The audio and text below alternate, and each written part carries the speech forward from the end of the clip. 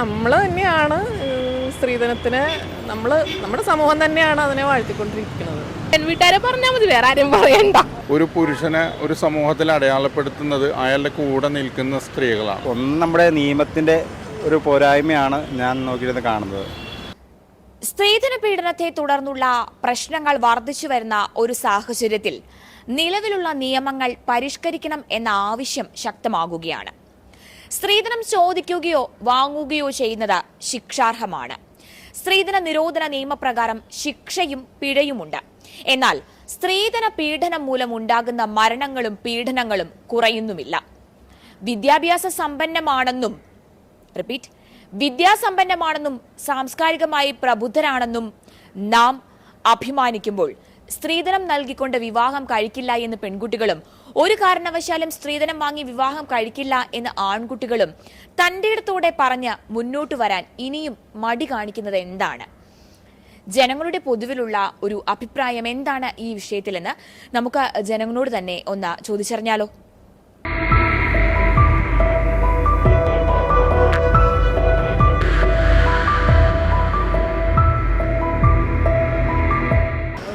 കൊടുക്കുന്നത് വാങ്ങുന്നത് തെറ്റ് തന്നെയാണ്. സ്ത്രീധൻ്റെ ഒരു ധനമാണല്ലോ. അത് ഒന്ന് നമ്മുടെ നിയമത്തിൻ്റെ ഒരു പോരായ്മയാണ് ഞാൻ നോക്കിയിരുന്ന് കാണുന്നത്.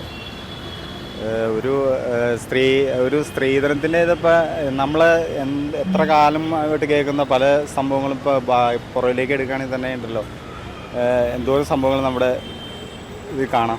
കേരളത്തിൽ തന്നെ കാണാം. കേരളത്തിലും മറ്റു സംസ്ഥാനത്തും ശരിയാണെന്ന് എനിക്ക് തോന്നുന്നത്. അപ്പോൾ അതൊരു നിയമത്തിൻ്റെ പോലീസിൻ്റെയൊക്കെ ഒരു പോരായ്മ തന്നെയാണെന്നാണ് എൻ്റെ ഒരു.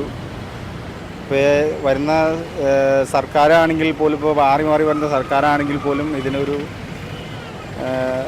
കറക്റ്റായിട്ടുള്ള ഒരു ഇത് എടുക്കുന്നില്ല. അതാണ് പ്രശ്നം. സ്ത്രീധനം എന്ന് പറയുന്നത് സ്ത്രീ തന്നെ ഒരു ധനമാണെന്ന് കണക്കാക്കണം എന്നുള്ള ഒരാളാണ് ഞാൻ. കാരണം വെച്ചിട്ടുണ്ടെങ്കിൽ സ്ത്രീയാണ് ശരിക്കും പറഞ്ഞാൽ ഒരു പുരുഷൻ്റെ ഏറ്റവും വലിയ ബാക്കപ്പ് എന്ന് പറയുന്നത്, ഒരു ബാക്ക് ബോൺ എന്ന് പറയുന്നത്. ഇപ്പോൾ അമ്മയാണെങ്കിലും ഭാര്യയാണെങ്കിലും സഹോദരിയാണെങ്കിലും ഒരു പുരുഷനെ ഒരു സമൂഹത്തിൽ അടയാളപ്പെടുത്തുന്നത് അയാളുടെ കൂടെ നിൽക്കുന്ന സ്ത്രീകളാണ്. അവരുടെ അന്തസ്സാണ്.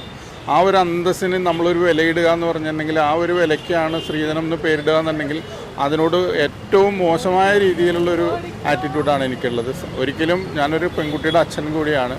അപ്പോൾ അതുകൊണ്ട് തന്നെ എനിക്ക് പൂർണ്ണമായിട്ടും പറയാം, സ്ത്രീ എന്നത് ഒരു ധനമാണ്. അതിനെ സ്വീകരിക്കുന്നവൻ അതിനുള്ള മെറിറ്റ് ഉണ്ടാവുക എന്നുള്ളതാണ് ഏറ്റവും വലിയ ഭാഗ്യം. അതിനുവേണ്ടി ഓരോ നിമിഷവും പ്രാർത്ഥിക്കുന്ന ഒരു അച്ഛൻ എന്നുള്ള നിലയിൽ സ്ത്രീധനം സാമൂഹികമായിട്ടുള്ളൊരു വിപത്ത് കൂടെയാണെന്ന് പറയാൻ ഞാൻ ആഗ്രഹിക്കും. ഇത് നമ്മൾ സമൂഹത്തിൽ നമ്മൾ ഓരോരുത്തരും ശരിക്കും അതിനെക്കുറിച്ച് അവയർനെസ് ഉണ്ടാവേണ്ടതാണ്. എല്ലാം ഉണ്ട്, എല്ലാ അവയർനെസ്സും എല്ലാം വിദ്യാഭ്യാസപരമായിട്ടും സാമൂഹികപരമായിട്ടും ഭയങ്കര ബൗദ്ധികപരമായിട്ടൊക്കെ ഉയർന്ന നിലവാരം പുലർത്തുന്ന ആളാണ് കേരളീയരെന്നാണ് മലയാളികളെന്നാണ് മൊത്തത്തിലുള്ള അഭിപ്രായം. പക്ഷെ എല്ലാവരും ഇതിന് കൂട്ടു നിൽക്കുന്നതുകൊണ്ട് മാത്രമാണ് സ്ത്രീധനമൊക്കെ ഇത്ര വലിയ വിപത്തുകളായിട്ട് ഇവിടെ എപ്പോഴും നിലനിന്നുകൊണ്ടിരിക്കുന്നത്. അത് ഒഴിവാക്കുന്ന വളരെ ചുരുക്കം ആളുകളേ ഉള്ളൂ.